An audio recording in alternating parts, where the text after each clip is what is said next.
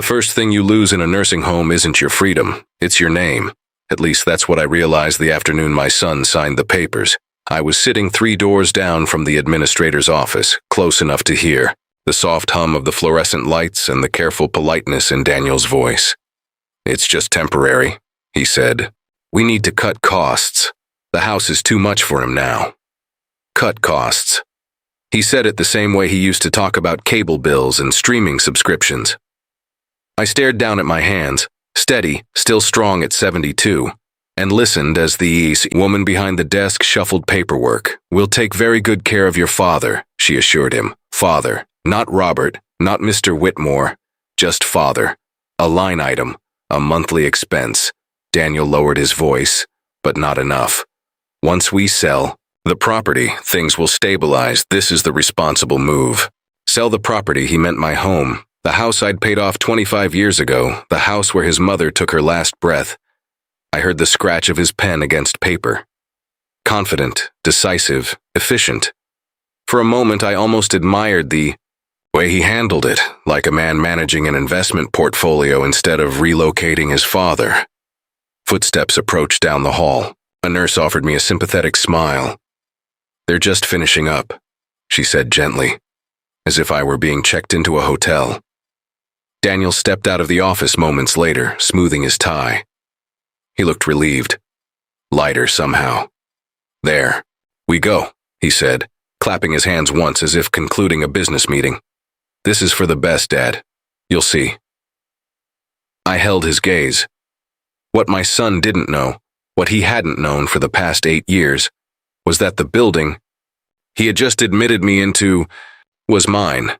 Not the room, not the wing, the building. I watched him thank the administrator, shake her hand, and discuss payment schedules for a facility whose board signed off on my quarterly reports. He thought he was downsizing his father.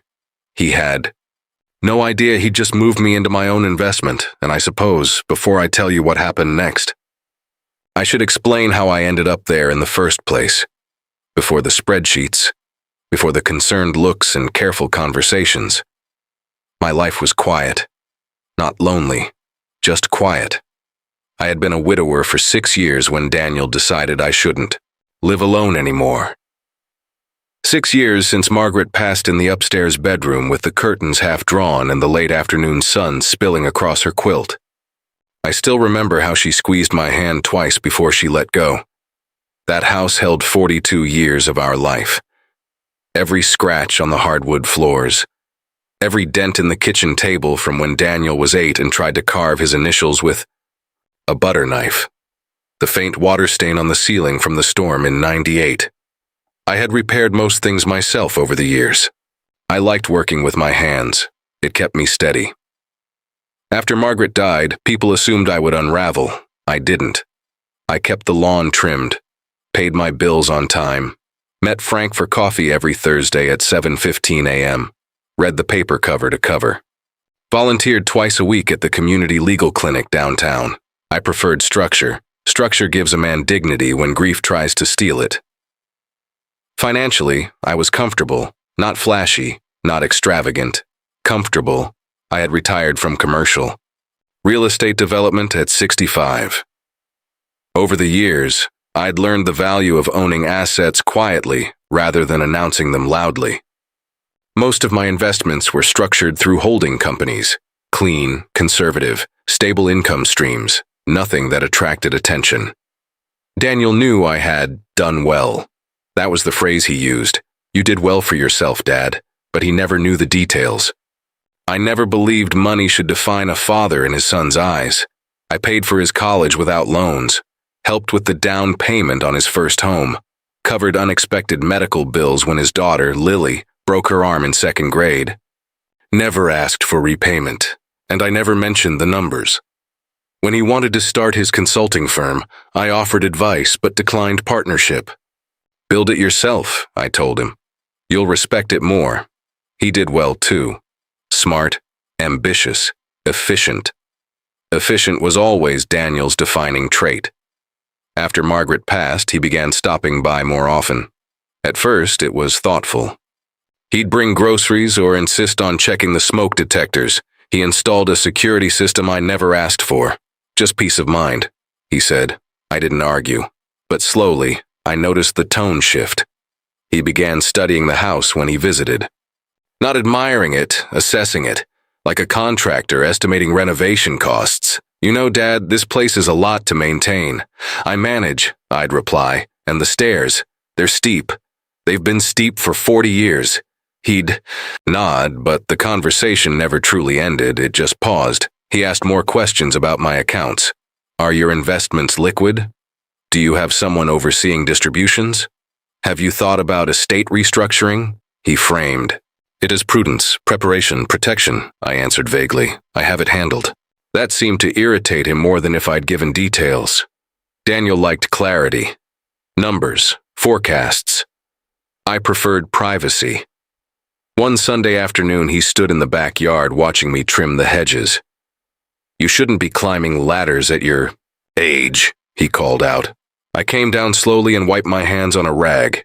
At my age, I get to decide which ladders I climb. He didn't laugh. That was the first time I saw something unfamiliar in his expression. Not concern. Calculation. It was subtle. A narrowing of the eyes. A weighing of variables. Later that evening, while he thought I was in the kitchen, I overheard him speaking softly to his wife on the patio. He's stable now, Daniel said. But if something happens suddenly, everything gets complicated. A pause. I know, he continued.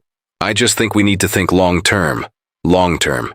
I'd spent my entire career thinking long-term. What Daniel didn't understand was that I had already structured my affairs years ago. Trusts, asset protections, layered oversight. I believed in preparation without spectacle, but I never corrected his assumptions. There's something humbling about aging. People begin to speak around you instead of to you. Decisions start forming in other rooms. Still, I believed Daniel's intentions were rooted in care. He was my son. I remembered the boy who used to wait up past bedtime when I traveled for work. The teenager who asked me how to tie a proper Windsor knot before his first debate tournament. The young man who cried, actually cried, at his wedding when Margaret hugged him too tightly. I held on to those memories whenever his tone grew clinical. I told myself he was just trying to protect me, and maybe in his own way he was. But protection, I would soon learn, can look an awful lot like control. The conversation that changed everything happened on a Tuesday evening in early spring. Daniel arrived carrying a leather folder, and this time, he wasn't asking questions. He was presenting a plan. Daniel set the leather folder on my dining room table like a man preparing for arbitration. He didn't remove his coat. That should have told me something. Dad, he began, smoothing the folder with both hands. We need to talk about long-term sustainability. I poured 2 cups of coffee before sitting down across from him. Sustainability of what? Your situation. My situation. I'd heard that phrase before, usually in boardrooms when someone wanted to replace a CEO without saying the word. Replace. He opened the folder and slid a stack of printed spreadsheets toward me. Charts, projections, cost analyses. I ran some numbers, he said. Property taxes, utilities, insurance, maintenance. Not to mention healthcare variables. Variables, I repeated quietly. You're 72, Dad. I'm aware. He exhaled through his nose, patient but strained. Statistically speaking, unexpected medical costs increase significantly after 70. I didn't touch the papers. Instead, I studied him. He looked polished, confident, controlled. The same expression he wore in photographs from his firm's website. This house, he continued, is an underperforming asset. I nearly smiled at the phrasing. Underperforming asset. The house where he learned to walk. The porch where Margaret used to sit every summer evening. Have you considered liquidating? He asked. I'm not for sale, I said calmly. That's not what I mean. I mean the property. You could move somewhere more manageable. Assisted living, maybe. Reduce overhead. Preserve capital. There it was. Not a suggestion. A direction. I leaned back in my chair. Daniel, my expenses are covered. How do you know that? He asked quickly. The question hung in the air longer than it should have. I review my accounts quarterly.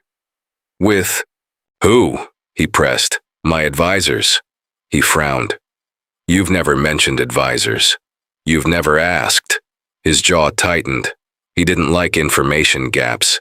Dad, he said, lowering his voice, I'm not trying to overstep. I just think transparency would help everyone. Everyone? Well, the family. I noticed he avoided saying Lily's name. My granddaughter had no idea these conversations were happening. Daniel tapped one of the spreadsheets. If something happened suddenly, probate could get messy. Taxes, asset freezes, litigation risks. I've seen it happen. I had seen it happen, too, which is why I had structured everything carefully years ago. You're assuming something will happen, I said. It will, he replied flatly. Eventually. There was no malice in his tone. Only certainty. He believed he was being rational, responsible. You've worked hard your whole life, he continued. Let me take some of that burden off you. There it was again. Burden. I folded my hands on the table. And what exactly does taking the burden look like? He hesitated, just briefly. Power of attorney, he said. Financial oversight. Consolidation of accounts. A simplified structure. And where would I live? In a community equipped to handle medical escalation. Which means, assisted living, Dad. The word landed heavier this time. I don't require assistance, not yet. The way he said it, calm. Predictive. Felt less like concern and more like scheduling. I studied the spreadsheets finally. They were thorough. Impressive even. Estimated long-term care costs. Inflation-adjusted projections. Conservative return assumptions. He had spent time on this. You've modeled this extensively, I observed. I wanted to be prepared. For my decline? For reality. Silence settled between us. He leaned forward slightly. Look, Dad. Selling the house now while the market is strong gives you leverage. Waiting reduces options. Options for who? For you. I let that sit. Daniel had always equated control with safety. In business, that mindset served him well. In family, it felt different. Let's say, I said slowly, I decline. He blinked. Decline what? This plan. His fingers tightened on the folder's edge. Then we're exposed, he replied. We? Yes. If you're incapacitated without documentation in place, everything freezes. You're assuming I haven't already planned.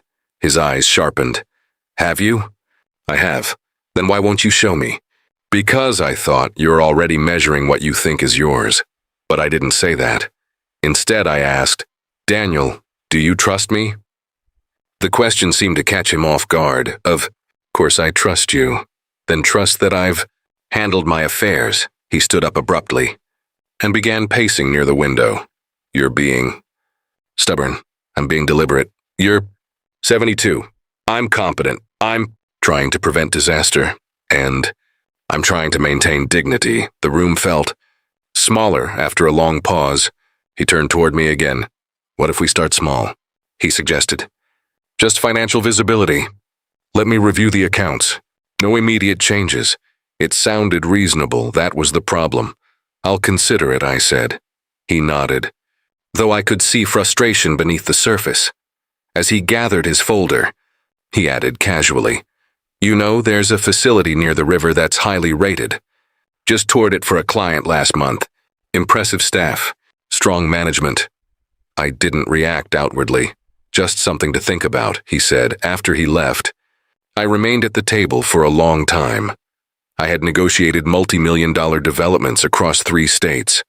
I had navigated recessions, hostile takeovers, and market collapses, but nothing prepared a man for realizing his own son had begun. Running cost-benefit analyses on his remaining years, what unsettled me most wasn't the suggestion of assisted living, it was the tone, the assumption, the shift from father to asset, class. And as I stared at the untouched spreadsheets, I couldn't shake the feeling that this wasn't the beginning of a conversation. It was the opening move of a strategy. 2 weeks passed before Daniel brought it up again. This time, He didn't come alone. He arrived on a Saturday morning with a man in a navy suit and a silver briefcase. Early 40s, polished, efficient smile. "Dad," Daniel said lightly, "this is Mark Feldman, estate planning attorney. Just someone I trust. Just someone I trust." Mark extended his hand. "Mr. Whitmore, pleasure to meet you. Your son speaks very highly of you." "I'm sure he does," I replied, shaking his hand. We sat in the living room. Daniel chose the armchair opposite mine, the one Margaret used to sit in. Mark opened his briefcase and began arranging documents across my coffee table with deliberate care. "I understand there have been discussions about long-term planning," Mark began smoothly. "Power of attorney, healthcare directives, asset continuity." "I already have directives," I said. Mark paused, surprised. Daniel stiffened slightly. Of course, Mark recovered quickly. "We just want to ensure everything is consolidated and accessible." "Accessible to whom?" Daniel leaned forward. "Dad, this isn't about control. It's about protection. Protection from what?" I asked calmly. "From unpredictability." Mark slid a document toward me. "Durable power of attorney. Simply allows your son to act on your behalf if you become unable to make decisions." "If," I repeated. "Yes," Daniel said. "If." The paper was clean, clinical. Legal language designed to feel harmless. I skimmed it. Broad authority, financial institutions. Property transactions. Asset liquidation. Why is real estate included? I asked. Mark answered before Daniel could. Standard clause. Ensures flexibility. Flexibility. Daniel's knee bounced slightly. He hated when conversation slowed, Dad, he said gently. "You know I'd never do anything without consulting you." I met his eyes. "I hope that's true." "It is," he insisted. I set the document down. "I'll have my counsel review this." Mark blinked. "Your counsel?" "Yes," Daniel exhaled sharply. "Dad, why complicate this?" "Because complexity prevents mistakes." Mark gathered his composure. "Of course. We can leave copies." They stood to leave. But Daniel lingered behind after walking Mark to the door. "You don't trust me," he said quietly once we were alone. "I didn't say that. You don't need another lawyer. I'm your son. And that," I replied softly, "is exactly why I prefer separation." His face hardened. "You think I'm trying to take something from you?" "I think you're trying to optimize something. That's not a crime." "No," I agreed. "But I'm not a portfolio." He ran a hand through his hair, a gesture he'd had since adolescence when frustrated. "You're making this adversarial." "I'm keeping it deliberate." He stared at me for a long moment. Then his tone shifted. "What about safety?" he asked. "Last week you mentioned feeling dizzy. That was dehydration. What if it wasn't?" "What if it was?" He stepped closer. "Dad, if you fall and no one finds you for hours, I have emergency response systems. They fail. So do people." The words came out, sharper than I intended. Silence. He looked around the house. "Slowly, you're alone here," he said finally. I followed his gaze. The framed photographs. The bookshelf Margaret insisted we keep even after it leaned slightly left. "I'm not alone," I replied. "I'm independent." Daniel's jaw tightened again. "You know what?" he said after a pause. "Let's table the paperwork. But at least tour the facility I mentioned. No commitments. Just look." I studied him carefully. This was no longer about finances alone. It was about environment, relocation, control of variables. "I'll tour it," I said. Relief flickered across his face too quickly. "Good," he replied. "That's all I'm asking." But it wasn't. The following Tuesday, he drove me to the facility near the river. Bright lobby. Polished floors. Soft instrumental music playing overhead. The administrator, a woman in her 50s named Claire, greeted us warmly. "Mr. Whitmore." "Welcome," she said. I nodded politely. Daniel walked slightly ahead of me during the tour, asking questions about cost structures, contract flexibility, resale timelines, timelines, Claire answered carefully. Most residents transition from private homes once independent living becomes inefficient, she said. I noticed the word inefficient. Daniel smiled faintly at her phrasing. The rooms were clean, neutral, functional, temporary. I told myself, In the elevator down, Daniel placed a hand on my shoulder. See? It's not what you imagined. I hadn't told him what I imagined. As we reached the lobby again, Claire handed Daniel a brochure and spoke quietly to him near the front desk. I pretended to examine a painting on the wall, but I watched their reflection in the glass. They were discussing numbers, occupancy, availability, timing. When we left, Daniel seemed energized. We should move quickly, he said as we walked to the car. Spots fill up. For whom? I asked. For you. I looked back once at the building, at the sign near the entrance, Riverside. Senior Living. The name made me almost smile because what Daniel still didn't know, what he couldn't possibly know, was that 8 years ago, when Riverside faced foreclosure during a brutal market downturn, I quietly acquired controlling interest through a holding company. I had saved the building. Restructured its debt, installed the current board. Claire didn't recognize me during the tour, but someone else would, and as Daniel started the car and began outlining next steps, I realized something with complete clarity. My son believed he was positioning me for transition.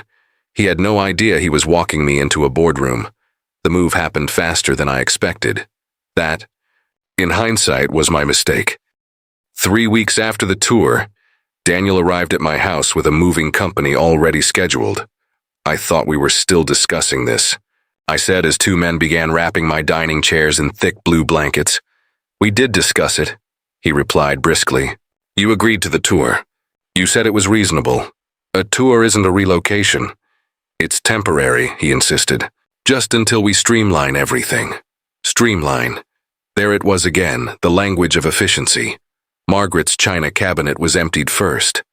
I watched as each plate was stacked into cardboard boxes labeled storage.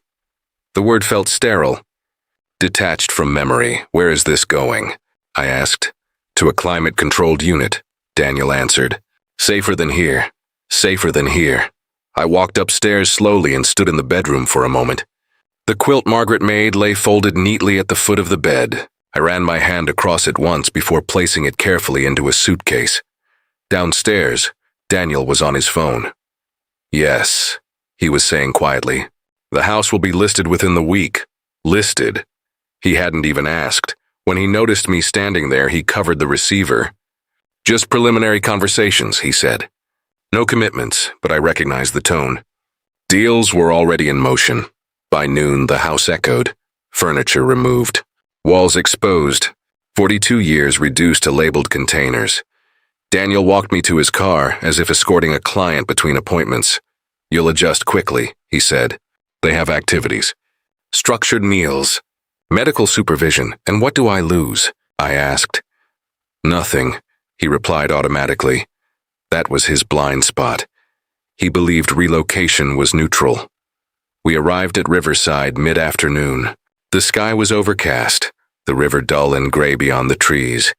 Claire met us at the entrance with the same professional warmth. Welcome home, Mr. Whitmore, she said. Home. Daniel handled the paperwork at the front desk while I sat in a leather chair near the window.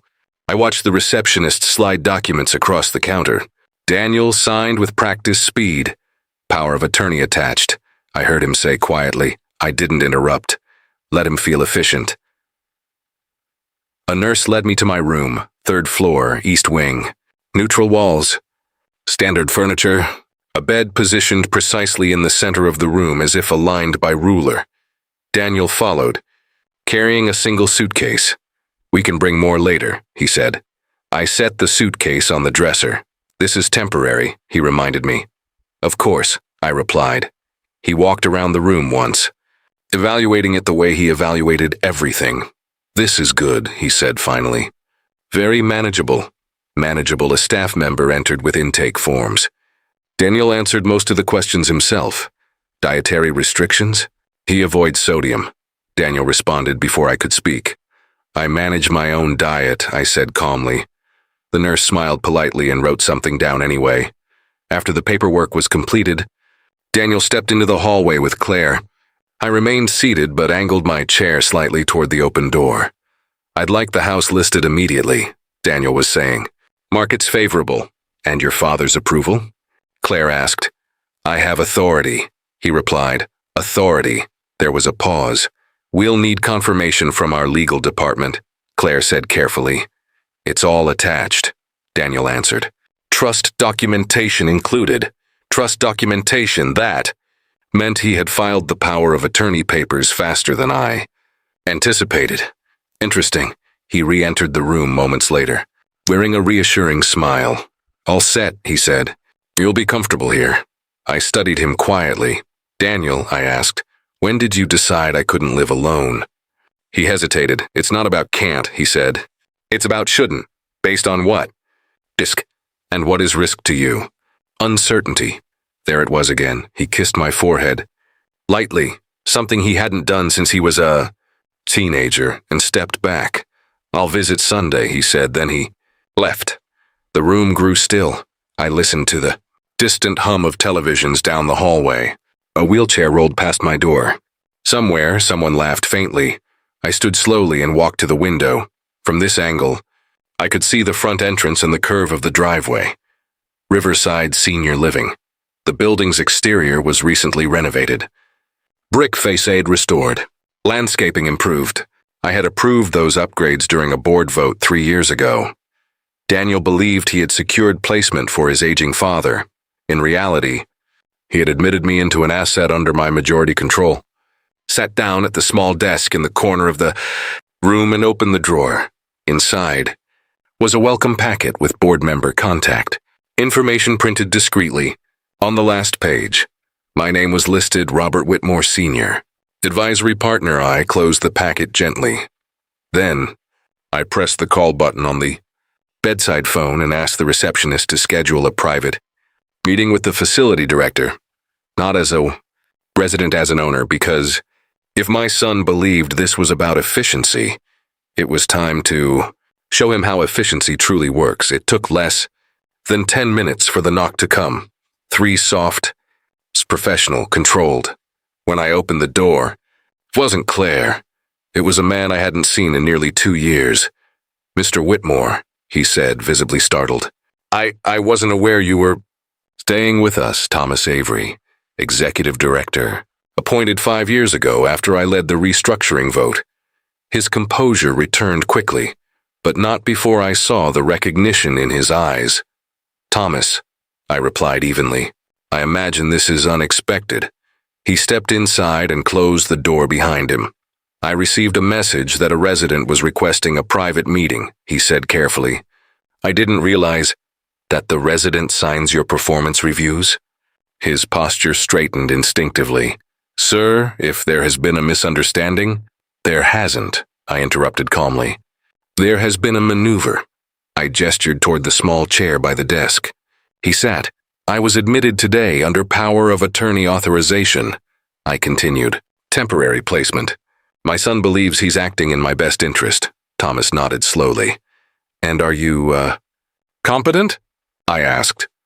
"Yes, I am," he exhaled, tension easing slightly. "I was unaware of your admission until 5 minutes ago," he said. "Had I known, you would have treated me exactly as you should treat every resident," I replied. "With respect," a faint smile touched his face. "Sir," he said, lowering his voice, "how would you like to proceed?" I folded my hands on the desk. "First, I want confirmation of the documentation my son submitted." Thomas removed a tablet from his folder and pulled up the digital file. "Durable power of attorney," he said. "Executed last week. Financial and property authority granted. Revocable?" "Yes, immediately upon written notice." "Good." He hesitated before asking, "Does your son know?" "No." "That you retain majority ownership?" "No." Thomas leaned back slightly, absorbing that. "Should we inform him?" "Not yet." Silence settled between us. "Thomas," I said, "when Riverside was facing foreclosure 8 years ago, do you recall what the board's recommendation was?" "To liquidate," he answered immediately. "And what did I vote?" "To retain and restructure. And why?" "Because you believed stability benefits everyone. Residents, staff, investors." I nodded. "I did not invest in this facility to treat people as cost centers." Thomas's expression tightened. "I understand. My son believes he has secured a strategic placement for me. He believes the house will be sold within the week." "Thomas, Glanced at the tablet again. There has been no listing filed.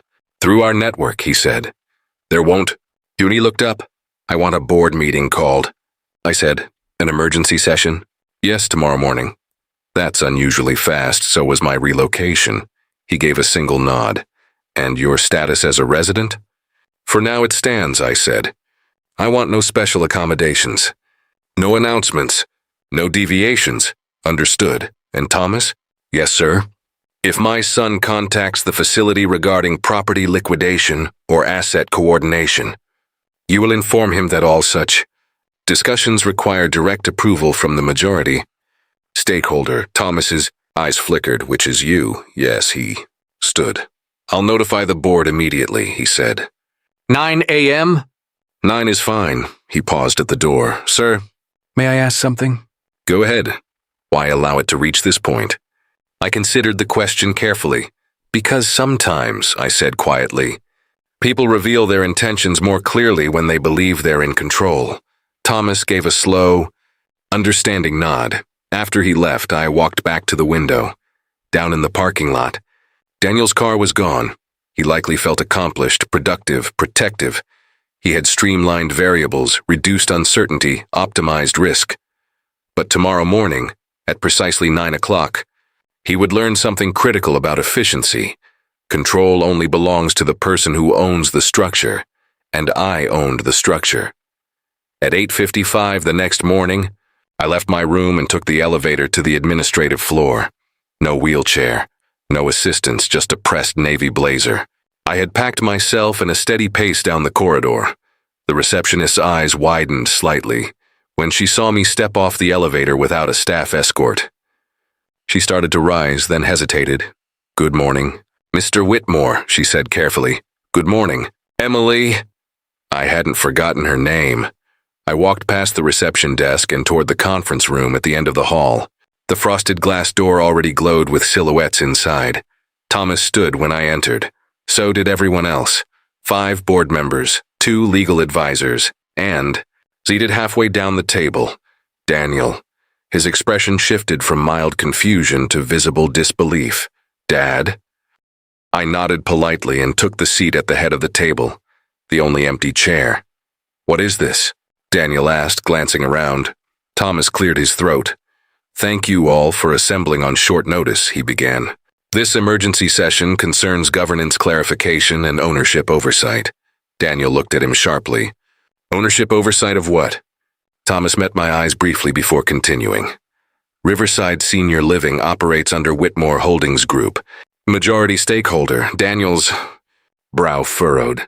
I'm not sure what that has to do with my father's residency. One of the legal advisors slid a folder across the table toward him. It has everything to do with it. Daniel opened the folder. Inside were incorporation documents, shared distributions, board voting records. My name appeared repeatedly. Robert A. Whitmore controlling interest. 62%. The color drained slowly from his face. This is a mistake, he said quietly. It isn't, I replied. The room was silent except for the faint hum of the overhead lights. You own this place? He asked. I do. For how long? 8 years. He looked around the table as if searching for someone to deny it. No one did. You toured me through my own asset, I said calmly. You negotiated my placement with employees who answered to a board I chair. His breathing changed, subtle but noticeable. That's not possible, he said again. Softer now it is, Thomas interjected gently. Mr. Whitmore's majority stake was acquired during the 2018 restructuring. Daniel stared at the documents. You never told me. You never asked. I said evenly, that's not fair. No, I agreed. What you did wasn't fair. His eyes snapped up. I was protecting you by listing my home without my consent. He opened his mouth, then closed it. I had authority, he insisted weakly. You had temporary authority. Revocable authority, I turned to the legal advisor. Please clarify. The attorney adjusted his glasses. The durable power of attorney executed. Last week remains valid only so long as Mr. Whitmore consents. Given his demonstrated competence, he may revoke it immediately. Daniel looked from the attorney to me. You're revoking it? I am. A document was placed in front of me. I signed it without hesitation. The attorney collected it and placed it in a separate folder, effective immediately, he said. Daniel's hands trembled slightly against the table. You embarrassed me, he whispered. I held his gaze. No, Daniel. You embarrassed yourself. The board members remained silent, but their posture spoke volumes. Respect, alignment, quiet authority. You thought I was declining, I continued. That I couldn't manage my affairs. That I was an inefficient asset. I never said that. You modeled it. His jaw tightened again, but this time, there was no confidence behind it. You could have told me, he said. I could have, I agreed. But I needed to understand something first. What? Whether your concern was about my well-being, or my balance sheet, the words hung heavily in the room. Daniel looked down at the documents. Again, I wasn't trying to take advantage of you. You were trying to optimize me. He flinched at the phrasing. Thomas cleared his throat softly. For the record, he said, Riverside will not proceed with any external property coordination without direct approval from Mr. Whitmore. Daniel leaned back in his chair slowly, the reality settling in, the building he believed he controlled through paperwork, the placement he thought he engineered, the transaction he believed he initiated, all of it operated within a structure I owned. You let me move you here, he said. Quietly, yes, why? Because sometimes, I replied, a man reveals more in action than in argument. The silence that followed wasn't hostile. It was final. I stood from the head of the table. I will remain here temporarily, I said to the board. As a resident. No special treatment. Every member nodded. Then I looked at my son. But my home will not be sold. He swallowed. And neither, I added gently, will I. The board meeting adjourned quietly. No dramatic exits. No raised voices. Just the soft shuffle of papers and the unmistakable shift in power. Daniel remained seated as the others filed out. He stared at the ownership documents as if they might rearrange themselves into a different truth. I waited. Not out of cruelty, out of patience. When the door finally closed and we were alone, he spoke without looking up. You set me up. No, I said calmly. You positioned yourself. He let out a hollow laugh. You could have stopped this at any point. Yes, why didn't you? I considered that carefully before answering. Because you weren't listening to me. You were managing me. He rubbed his forehead with both hands. I was trying to make sure everything was secure. And in the process, I replied, you decided I wasn't capable of securing it myself. He stood abruptly and began pacing the room, mirroring the night in my dining room when the spreadsheets first appeared. You think I'm greedy? He asked. I think you're afraid. That stopped him. Afraid of what? Uncertainty, I said. You've always needed control to feel safe. Markets, contracts, forecasts, variables. That's not a flaw. No, I agreed. But when you apply it to people, it becomes something else. He looked at me then, not defensive, not confident, just unsettled. You were alone, he said more quietly. After Mom died, you shut down. I grieved, I corrected. That's different. You stopped asking for help. I didn't need it. He exhaled sharply. How would I know that? You never tell me anything.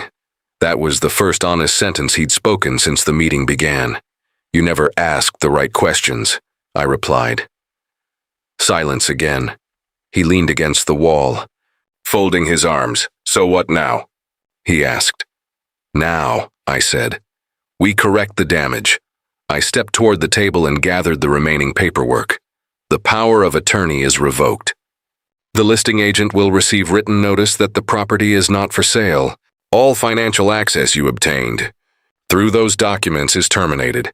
His shoulders sagged slightly. You don't trust me anymore. I trust you exactly, as much as your actions justify. That landed. I walked toward the door but paused. Before opening it, Daniel, I said without turning, you tried to protect me by reducing me. I didn't. Yes, I said gently. You did. You reduced my life to projections, to liability exposure, to aging curves. He said nothing. I built Riverside during a recession because people deserved dignity, not optimization. I structured my estate because I anticipated uncertainty long before you did. I am not fragile simply because I am older. He looked smaller somehow. Not physically, just less certain. I thought I was stepping up, he said quietly. Stepping up does not require stepping over. The words hung between us. For a moment, I saw the boy he used to be. The one who asked me how to balance a checkbook at 16 because he was afraid of making a mistake. This wasn't greed. It was fear dressed as efficiency. I will stay here for a few days, I continued. Not because I must, but because I want the residents to see that ownership does not equal privilege. He frowned slightly. You're staying? Briefly, and then? Then I'm going home. The word home carried weight. Now, his throat moved as he swallowed. I already scheduled. The listing photos, he admitted. Cancel them, he nodded. We stood there a moment longer, no longer adversaries, but not yet restored. You embarrassed me in there, he said softly. I revealed you, I replied, and sometimes that feels the same. I opened the door and stepped into the hallway. Staff members moved about their duties, unaware that anything significant had shifted, but it had. The structure was intact, authority clarified, dignity restored. Daniel followed a few steps behind me, quieter than I had ever seen him. For the first time since this began, he wasn't trying to manage the outcome. He was simply trying to understand it, and that was a beginning. I remained at Riverside for 4 days, not because I wanted to. Word of the board meeting did not spread publicly, Thomas ensured that, but something subtle shifted among the staff, not in the way they treated me, but in the way they carried themselves. A little straighter, a little more aware. Ownership, when quiet and present, changes a room.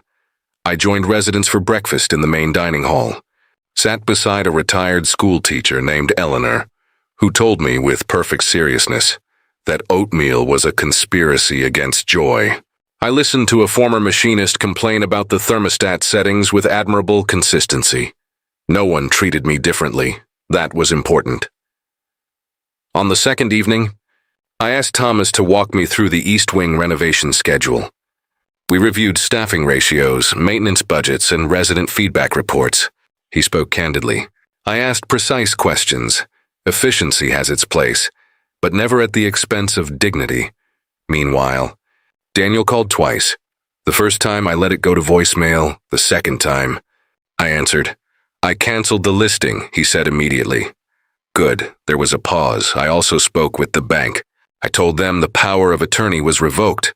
Good. Another pause, longer this time. I didn't realize how it looked, he admitted. That's the problem with control, I said. It rarely sees itself clearly. I thought you were slipping, he said quietly. You seemed distant. I was grieving, I know. Do you? I asked gently. He didn't answer. Grief makes people uncomfortable, especially those who prefer clean lines and measurable progress. You can't spreadsheet sorrow. On the 4th morning, I packed my suitcase, the same one I arrived with, and walked to the front entrance. Daniel was waiting outside. He looked tired, not physically exhausted, emotionally recalibrated. You sure about this? He asked as he opened the car door for me. Yes, you could stay. It's safe here. I was never unsafe, he nodded slowly. The drive home was quiet. Not strained, just thoughtful. When we pulled into the driveway, I noticed something immediately. The moving truck was gone. The for sale sign that had been leaning against the garage wall was nowhere in sight. Inside, the furniture had been returned to its place. Not perfectly. Daniel had never been good at spatial memory, but close. Enough. Margaret's china cabinet stood upright again. The key. Dining chairs were unwrapped. The house breathed. Daniel stood in the doorway as I stepped inside. I shouldn't have rushed it, he said. No, I shouldn't have made decisions without you. No, I was trying to prevent chaos. You created it. He accepted that without argument. We walked into the living room as sunlight filtered through the same curtains Margaret had chosen decades ago. Dust particles drifted lazily in the beam of light near the window. I keep thinking about what you said, Daniel admitted. Which part? That stepping up doesn't require stepping over. I studied him carefully. You're a capable man, I said. You built something from nothing.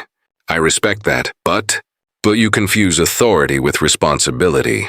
He frowned slightly. Explain. Authority controls, I said. Responsibility protects. He considered that. I thought they were the same. They aren't. Silence settled again. But this time it wasn't heavy. It was honest. Why didn't you ever tell me about Riverside? He asked after a moment. Because I wanted you to build your own success without measuring it against mine. I wasn't measuring. You were. He opened his mouth to argue, then stopped. Maybe he was finally hearing himself. I don't want your money, he said. I dunno. You think I was trying to position myself? I think you were trying to eliminate unpredictability. Leaned against the doorway. I hate not knowing what's coming. I know you don't. I built my entire career on anticipating downturns, I said. But I also learned something you haven't yet. What's that? Not everything unstable needs to be controlled. He looked around the room slowly. And what about you? He asked. What if something actually happens? Then we handle it together. The word together seemed to surprise him. I don't need to be removed from my life to be protected, I continued. If I ask for help, you give it. If I don't, you trust me. He nodded slowly. That's harder than it sounds. Yes, I agreed. It is. Later that evening, after Daniel left, I walked through the house room by room. The kitchen still smelled faintly of lemon polish. The staircase creaked on the fourth step like it always had. In the bedroom, Margaret's quilt rested at the foot of the bed. I sat down beside it and allowed myself, for the first time in weeks, to feel the full weight of what had nearly happened. A house isn't just lumber and paint. It's continuity, memory, identity. Daniel hadn't tried to steal my life. He had tried to simplify it. But life, at its best, resists simplification. The following week, I invited him to join me at Riverside, not as my caretaker, not as a decision-maker, but as a guest. We sat in the conference room together with Thomas and the board. I introduced Daniel properly. My son, I said. He runs a successful consulting firm. There was no sarcasm in my voice, only acknowledgement. Daniel listened quietly as we discussed staffing initiatives and community outreach programs. When the conversation turned to financial projections, he offered a thoughtful suggestion, this time framed as collaboration, not control. The board received it well. Afterward, as we walked to the parking lot, he said, I see it now. See what? You weren't hiding from aging. You were managing it. Yes, and you built structures so you wouldn't have to depend on anyone. Prematurely, yes. He stopped walking and looked at me directly. I'm sorry. The apology wasn't dramatic. It was steady. I accept. I said. We stood there a moment longer beside his car. I guess I underestimated you, he admitted. I smiled faintly. That's the risk of assuming someone is declining when they're simply quiet. He nodded. Before getting into the car, he asked one last question. When the time does come, when you actually need help, how will I know? I looked at him carefully. You won't have to calculate it, I said. I'll tell you. That seemed to settle something in him. That night, back in my own home, I sat on the porch as the sun lowered. Behind the trees, the world grows quieter as you age, not because it shrinks, but because you learn which voices matter. Growing. Old doesn't mean surrendering your name. It doesn't mean handing over your decisions because someone else fears uncertainty. It means knowing the difference between vulnerability and visibility. My son tried to protect me. In doing so, he nearly erased me. But structures reveal themselves under pressure, and so do people. The house still stands. Riverside still operates. Daniel still visits every Sunday. But now, when he walks through my front door, he doesn't look around as if assessing square footage. He looks at me, and that, more than ownership or authority, is what tells me everything is finally in its proper place.